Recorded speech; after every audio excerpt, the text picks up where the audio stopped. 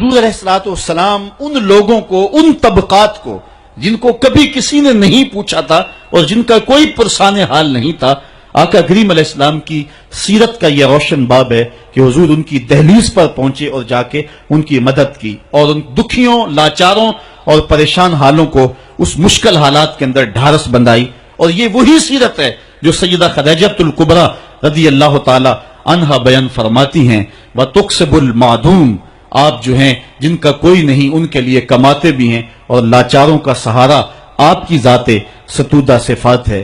دکھیوں کی نزاکت قلبیہ کا اتنا خیال، اتنا لحاظ، یہ ایک پیغمبر کی زندگی ہوتی۔ قرآن نے ہمیں بڑی واضح اس بات کی طرف بلایا ہے، یہ بات ذہن میں رکھیں، اس غلط فہمی سے ہم نکلیں۔ مسئلہ غریب کی مدد کا نہیں ہے، مسئلہ غریب کی عزت نفس کا ہے، یتیم کی دل جوئی کا مسئلہ ہے۔ اللہ تعالیٰ ارشاد فرماتا ہے یہ وہ بد نصیب لوگ ہیں کہ جو یتیموں کو دھکے دیتے ہیں، اور دوسرے مقام پہ ارشاد فرمایا کہ کلا بل لا تکرمون الیتیم، یہ یتیم کی تکریم نہیں کرتے۔ یتیم کو کھانا دینا اور بات ہے، اس کی تکریم اور اس کی عزت کے ساتھ اس کو کھانا دینا یہ اور بات ہے۔ یار بچا ہوا کھانا تو کتے کو بھی ڈالا جا سکتا ہے، بچی ہوئی دیکھ بار پھینکنے کی بجائے کسی کے منہ میں پڑ جائے یہ بات نہیں ہے، بات یہ ہے کہ اس کو تکریم دیتے ہیں یا نہیں دیتے ہیں۔ یہ جو عید کے موقع پہ غریبوں کو لائن میں کھڑا کر کے عید پیکج دے رہے ہوتے ہیں اور 10 اخبارات کے اندر تصویریں چھپتی ہیں، اور بندہ اپنی اس نفسانی تسکین کو روحانی تسکین سمجھ رہا ہوتا ہے کہ وہ سمجھتا ہے کہ میں بہت نیکی کا کام کر رہا ہوں، بہت بڑا سماجی کارکن ہوں۔ ذرا غور کرے کہ اس نے غریبوں کی غربت کا مذاق تو نہیں اڑایا؟ اس لائن کے اندر جہاں غریب، یتیم اور لاچار کھڑے ہو کر کے تصویریں کھچوا رہے ہیں، اگر اس کی بیٹی کو اس لائن میں کھڑا ہونا پڑتا تو اس کے جذبات کیا ہوتے؟ اس کی بیوہ بیوی ہو جائے اور اس کو اس لائن میں کھڑا ہونا پڑے تو اس کے جذبات کا عالم کیا ہے؟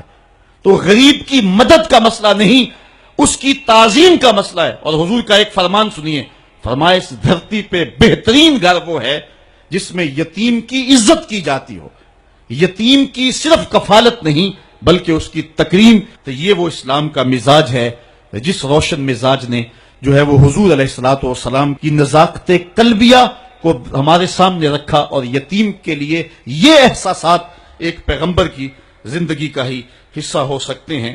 تو آقا کریم علیہ الصلوۃ والسلام ان دکھیوں اور لاچاروں کے ساتھ اس انداز کے ساتھ حسن سلوک کا انداز اختیار کیا کرتے ہیں۔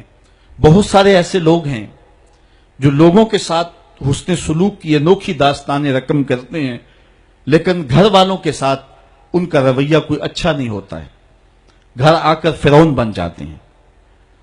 کسی شخص کی سیرت اور اس کے کردار کی اصل جھلک دیکھنی ہو تو یہ دیکھیں کہ اس کا اپنے اہل خانہ کے ساتھ رویہ کیا ہے۔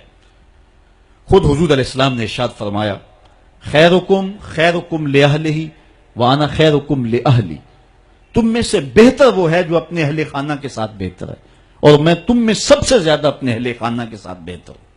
یہ حضور علیہ الصلوۃ والسلام کے رویوں کی داستان ہے۔ ام المومنین سیدہ عائشہ رضی اللہ تعالی عنہا سے پوچھیے، فرماتی ہیں ایک دن میں پانی پی رہی تھی کہ حضور گھر میں تشریف لے آئے، مجھے دور سے دیکھ کر کے کہا عائشہ ذرا تھوڑا سا پانی میرے لیے بھی چھوڑنا۔ تو کہتی ہیں میں نے پانی چھوڑ دیا، حضور قریب آئے، میرے ہاتھ سے اب خورا لیا، پانی پینے لگے تو پھر رک گئے، اور پھر میری جانب دیکھ کے مسکرائے اور فرمایا عائشہ ذرا بتانا تم نے ہونٹ کہاں رکھ کے پانی پیا تھا؟ مجھے بتائیں اگر شوہر کا رویہ بیوی کے ساتھ یہ ہو تو پھر گھر جنت بنے گا یا کہ نہیں بنے گا؟ تو کہا مجھے یہ بتائیں کہ تم نے ہونٹ کہاں رکھے تھے۔ یہ حضور کی سیرت کا وہ تابناک پہلو ہے۔ آج جس دور سے ہم گزر رہے ہیں، ایک دوسرے کے جھوٹے کو ہم اپنے لیے جو ہے وہ باعث آر سمجھنے لگے ہیں، بالخصوص مرد تو عورت کا جھوٹا اپنی مردانگی کے خلاف سمجھتا ہے۔